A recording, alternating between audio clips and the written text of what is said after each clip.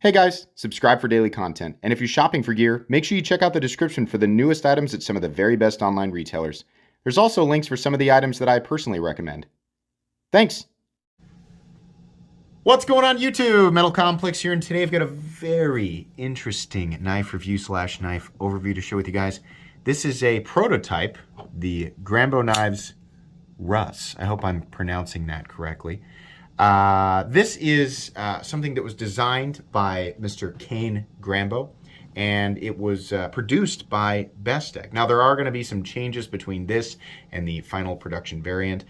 If the pre-order is still up, I will link it right down in the description, but that depends on the date that you're actually watching this video. So you can go down there and check it out for more information. Thank you so much to Mr. Grambeau for sending this in and allowing me to take a look at it. Very cool. Thanks to my generous patrons who are supporting me right now. There's a link for Patreon right down below. And please make sure to follow me on Instagram at metal_complex. All right, let's go ahead and get some measurements. Overall length of this guy is coming in at about 8 1/4 inches. Blade length is coming in at about 3 1/2, and the cutting edge is coming in at about 3.3. Really nice measurements there. That's right kind of where I prefer it to be. Now, that's a measurement that is not going to change. Some of these other things will, and I'll kind of point them out as we go along. Let's go ahead and do some size comparisons up against the Ontario Rat Model 1 and the Ontario Rat Model 2. As you can see here, get them butt to butt. It's just a bit shorter than the Rat 1. Definitely more cutting edge and definitely longer than the Rat 2. How about up against the Spyderco Para 3? I'm sorry, PM2 and the Spyderco Para 3. It's actually about the same, almost exactly the same length as the PM2. Definitely longer than the Para 3. And then last but not least, let's do the Benchmade Griptilian, or in this case, the Ritter Hogue, and its little brother, the Benchmade Bug Out. I want to measure this one more time and make sure that I was accurate in saying that it was 8 1/4. Yeah, it's 8. All right, let's go ahead and do carry profile. So thickness, now keep in mind here, the blade stock thickness is actually set to change, and that's because, and you know what, I might as well just let you guys take a look at the page here, what he's planning on changing. The grind is changing. So while he is changing the stock thickness to from 3.5 millimeters to 3.9 millimeters, we're gonna measure that here in a second. He's changing it from a flat grind to a hollow grind. So despite the fact that the blade stock is getting thicker, the cutting edge, or the thickness behind the edge, will actually be reduced, given that it's going to change to a hollow grind. It's also going to take the screws from T6 to T8, which is a that's awesome. I can't stand T6. The logo is going to change from the handle, which is, you can actually see it's right up there. It's actually going to change to the pivot, which I think you can get, yeah, you can get an example of it right there. Pretty cool. The slots also, for those of you who can't stand the spanner thing on this the see-through hardware, which we're going to talk about as well, that's actually going to be removed, and you can see here it's just going to move to a Torx, right? Sort of where you can kind of get at it from one side or the other. So that's cool. Those are all really, really great changes. And then his diamond pattern over here, which you can see, real nice, very Hinderer-esque, is also going to change to a larger diamond pattern. So we'll kind of keep that in mind as we go along here and do some of these specs. Thickness as it is, it's about the same, maybe a little tiny bit thicker than the Para 3, so perhaps slightly thicker yet if he's going to increase the blade stock thickness. Not a big deal. It's not overly thick to begin with. Length and height up against the PM2 and the Para 3. You can see here about the same, a little shorter in body than the PM2. Let's get that butt to butt. And definitely longer than the Para 3, but nowhere near as tall, right? We can see here that the hump in the PM2 and Para 3 still clears it. So there you go. Let's see here, action. Oh yeah, the action is quite nice. This is manufactured by Bestech, and if you've been paying attention to Bestech, their manufacturing quality has just gotten better and better and better. And sorry, I'm trying to reverse link it so I can show you. It also really depends on who's sending them the information, like the information for their machines to sort of churn out these things. This is somebody who's really paying attention to all the little teeny tiny details when they send the information over. This translates very well. This is one of those things that Bestech did an excellent job of. I'm sure you guys remember my words about, you know, how Vero's design work translates, because Bestech is the OEM for Vero. It translates very, very well. Whereas some designs and some, you know, people sending the information over, obviously the quality doesn't shine through quite as well. This is one of those knives, right? Much like Vero, where the quality's really shining through. It's very good. The action feels fantastic. Not totally drop shut, but nice and smooth. A little bit of a wiggle there. Very consistent, and I'm sure that this knife will become completely and totally drop shut after a bit of breaking in. Moving on here, let's talk about materials. So we're looking at titanium, I think. Yeah, steel hardware. And then I think, I'm sorry, duh. It's got a lock bar insert. This is actually a frame lock. It looks like a liner lock, but you can see here the lock is all part of the frame. And this, usually what we see here is that this piece is part of the frame, and then we see that the liner is attached to it. It's actually the other way around. This piece is attached to the frame, and the lock itself is actually part of the frame, which is interesting. I don't think I've ever seen that before. If you want to see me take that piece off, you can go to my recent Knife Guy episode with Nick Shabazz, where I was talking about this, and I said, you know what, I'm just going to pull these screws out, and I want to see what this looks like underneath. And I took it off of there so you guys could see. It was actually not super difficult, so pretty cool.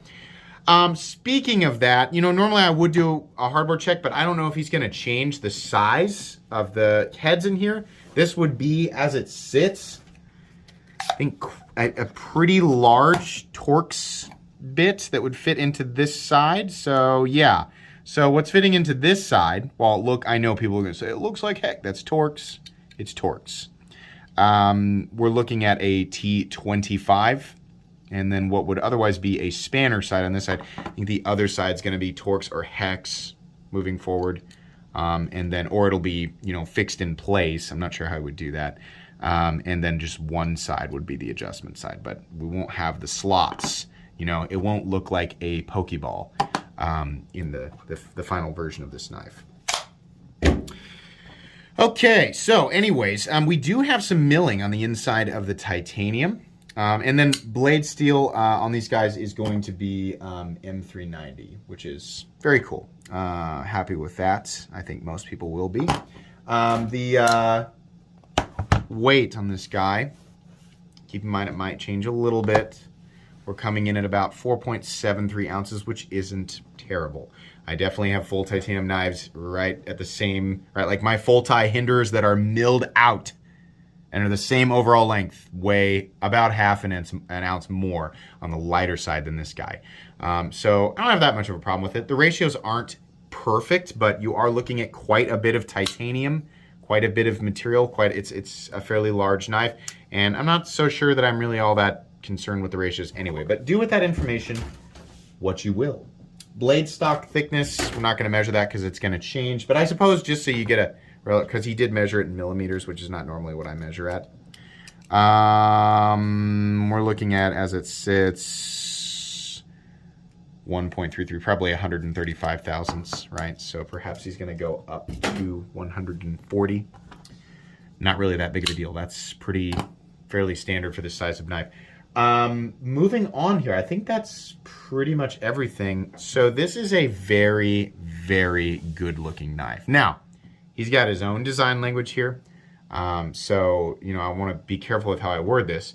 It reminds me a lot of it's kind of like if you took a Chris Reeve Menandi and some elements from a Terzuola ATCF and maybe even a little bit of Vero and kind of mashed it all together, right? Now, that's not to say that he's copying anybody. I mean, there are certainly, elements that we see on many different designs, but that's kind of what it reminds me of.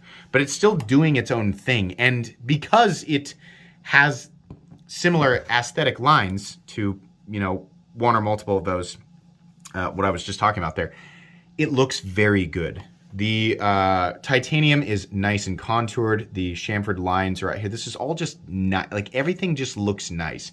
It's not a continuous. It kind of is like wider in certain areas. It comes down to, you know, areas like the corner and kind of drops off, and the line gets thinner and then widens out and thinner. And it just looks good.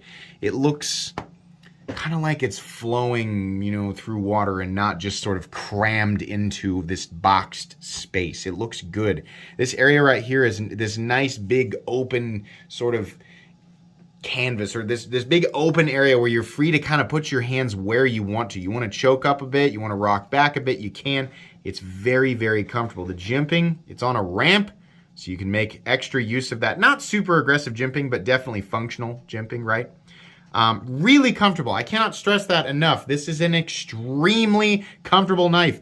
A lot of that is due to the fact that the pocket clip is also contoured and not, you know, not massive or swooping up into the middle of your hand, which is just so annoying.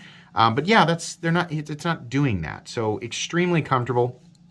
It's also one of those knives where, because the, you know, frame lock is not exposed, it's underneath this plate right here. Not only can you get at it pretty easily because it's knocked out right here, and it's also the show side scale is cut a little lower than the lock. Real easy to disengage. Nice spot there for that initial part of the blade to contact your thumb, and then you can just sort of turn it and wiggle it shut. Reverse flick, easy. Thumb flick, it's in a perfect spot for the thumb deployment.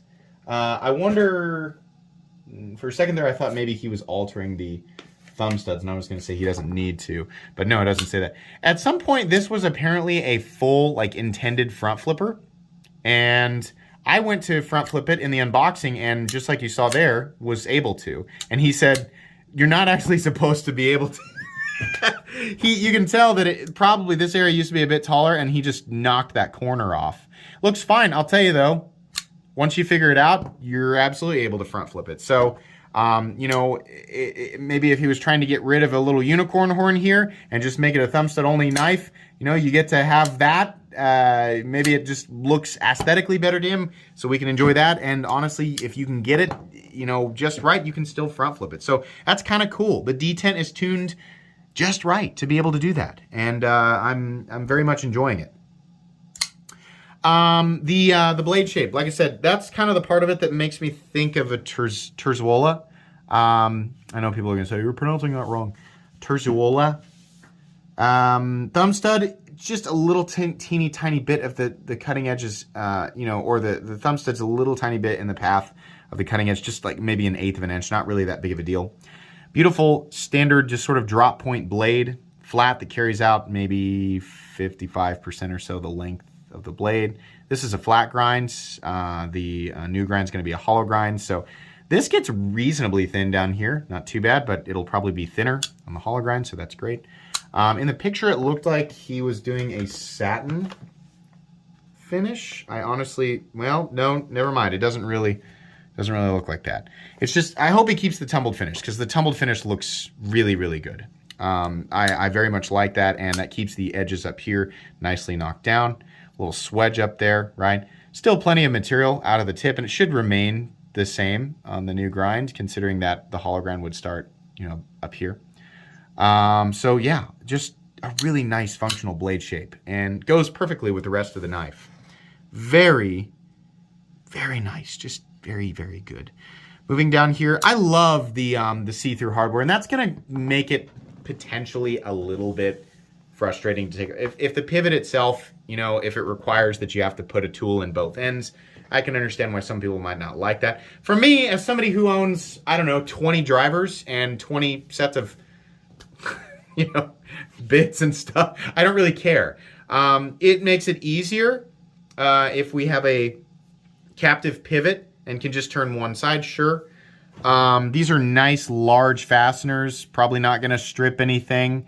And even if you do have to come at it at both sides, there's not a lot to remove here. So depending on how you look at it, you might be really bothered by it. You might not be bothered at all. I think it creates for a really cool aesthetic. I mean, that's it. It's just these, you know, two, I imagine they're two pieces, and then the barrel spacer between, and then these two pieces of the pivot. I just really like how it looks. I think it's a nice, clean look. I like to be able to see through the hardware. I don't know why. I just do, right? Just looks good to me. He even put an extra bar back here for people who just have to have a lanyard, right? Actually, you could run the lanyard through here. That's kind of a nice solution to the lanyard thing. Make the screw the hole for the lanyard, I guess. Whatever. If you like lanyards, there's a spot there for you. Carry depth, I'd say, is about medium. You're going to have this sticking up out of the pocket. Not a whole lot compared to the rest of the knife. Pocket clip is wonderful. And even though it's not a continuous swooping rise, there's enough belly, the meat of the underside of the pocket clip to where it shouldn't have too much trouble with your pocket seam. It's also smooth underneath the pocket clip, that's a nice touch. I love this textured area. You guys know I like textured titanium. My first question to him was, hey, you ever think about, like matching it on the show side? Because we've got kind of an open, just like a blank area here. And he said, yeah, that's something I consider doing maybe on the next run of things. He's also tossing around the idea of doing a lefty version of this.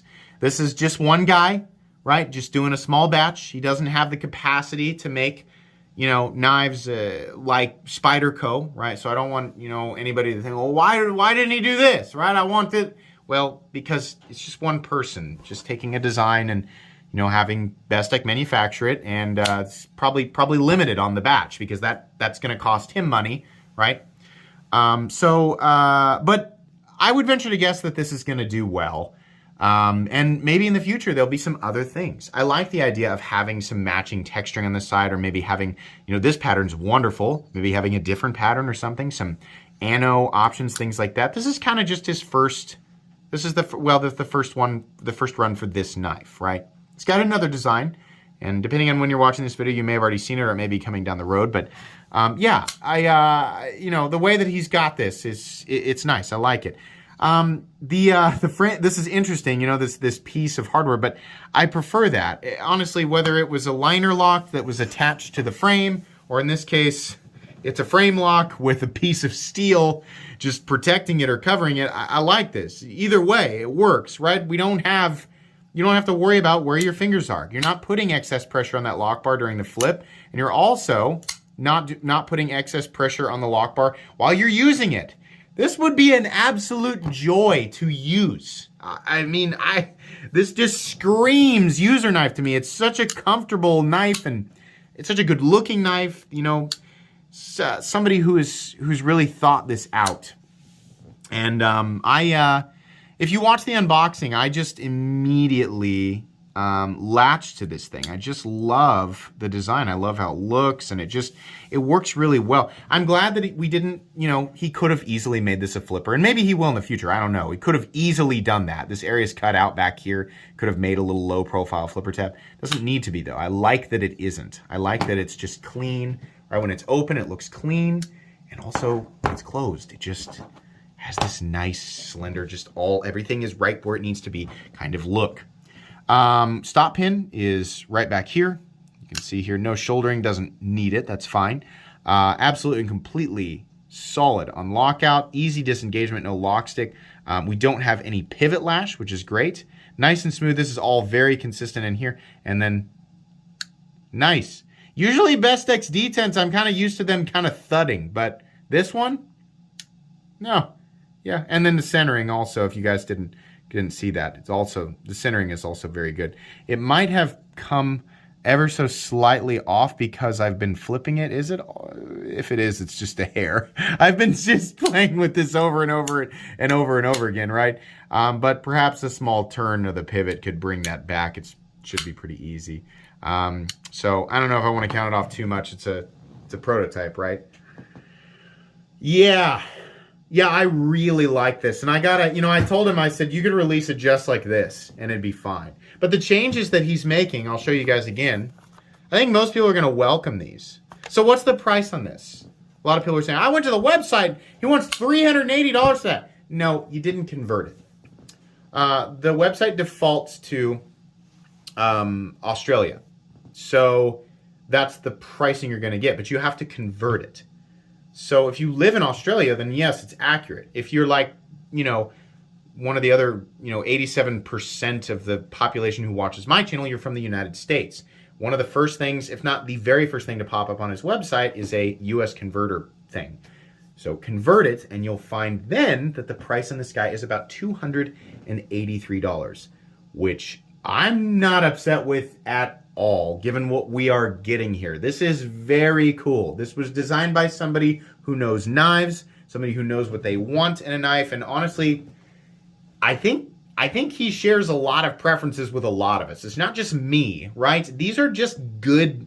The positioning of things is good, right? The way that he's got this set up is good. It's just very, very good all the way around. I love this knife. This is, you know, we're not too far into 2022 yet, but this was one of the more initially exciting things that I've handled, at least in the first quarter of this year. If you want my opinion on this, if the pre-order's still open, I know a lot of you are already aware of this because I made a huge deal out of it and showed it on a bunch of live streams and all over my Instagram. If it's still open, get in on it. If you can't get in on it, follow him and be ready for his next thing, his next venture. If this does well, I'm assuming he would do it again. This is very, very good. And it sounds like the full production version of this will be even better. So, based on the prototype, this is an extremely recommendable knife. Absolutely. This is one. I'm gonna say favorite. Yeah, I'm gonna put this on my favorites list as well as my recommended knives playlist. This is really very good. I'm very happy with this. Make sure here, and I should have shown this at the beginning. Make sure you guys follow at Grambeau on, I really hope I'm pronouncing his name correctly, on Instagram, Grambeau Knives on Facebook, and then GrambeauKnives.com is his website. So make sure you can check that out. That's going to be pretty much it today, guys. Thanks again to Grambeau Knives. Yeah, this is not going to stay with me. This one's going on because I really wanted some other people to look at this. So please make sure to follow me at metal_complex. If you enjoyed this video, leave a like. If you'd like to check out my other content, I do of course have lots of videos of knives that are either expensive or inexpensive that I do or don't like, so check those out. And if you enjoy all my content, go ahead and click on that Metal Complex logo right there and subscribe because there's definitely more coming. Thanks again for watching, everybody, and have a great day.